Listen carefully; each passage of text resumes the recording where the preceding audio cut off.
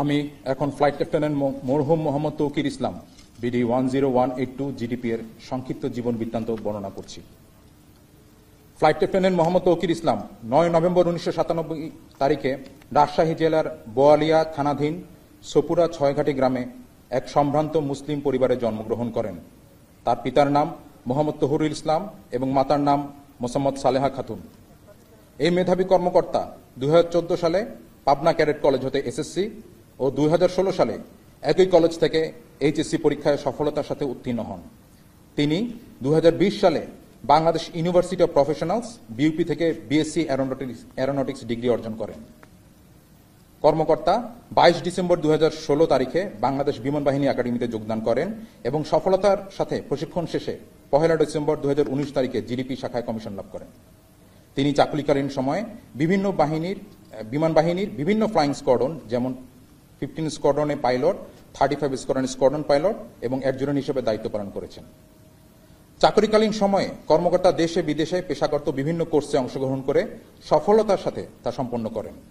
তিনি বাংলাদেশ বিমান বাহিনীর 11 স্কোয়াড্রন হতে বেসিক ফ্লাইং ট্রেনিং, 15 স্কোয়াড্রন হতে basic jet and fighter conversion course, aeromedical institute হতে ফিজিওলজিক্যাল ট্রেনিং কোর্স এবং physiological indoctrination course, school of security and intelligence হতে officers basic air intelligence course, Bogura radar unit হতে electronic air warfare course, school of physical fitness হতে watermanship course ও বিমান বাহিনী academy হতে potential flight commander course কৃতিত্বের সাথে সম্পন্ন করেন।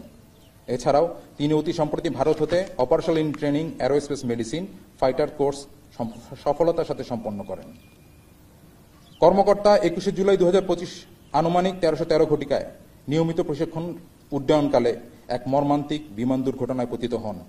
পরবর্তীতে সম্মিলিত সামরিক হাসপাতাল ঢাকায় চিকিৎসাধীন অবস্থায় মৃত্যুবরণ করেন।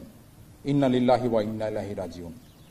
মরহুম কর্মকর্তার কমিশন চাকুরি 5 বছর 7 মাস 21 দিন এবং মৃত্যুকালে তার বয়স হয়েছিল 27 বছর 8 মাস 13 দিন। মৃত্যুকালে তিনি মা বাবা, স্ত্রী এবং অসংখ্য গুণগ্রাহী রেখে গেছেন। বিমান বাহিনীতে তিনি অত্যন্ত সততা, নিষ্ঠা ও দক্ষতার সাথে তার অর্পিত দায়িত্ব ও কর্তব্য পালন করেছেন। আমরা তার বিদেহী আত্মার মাগফিরাত কামনা করছি এবং মরহুমের শোক সন্তপ্ত পরিবারের প্রতি সমবেদনা জ্ঞাপন করছি।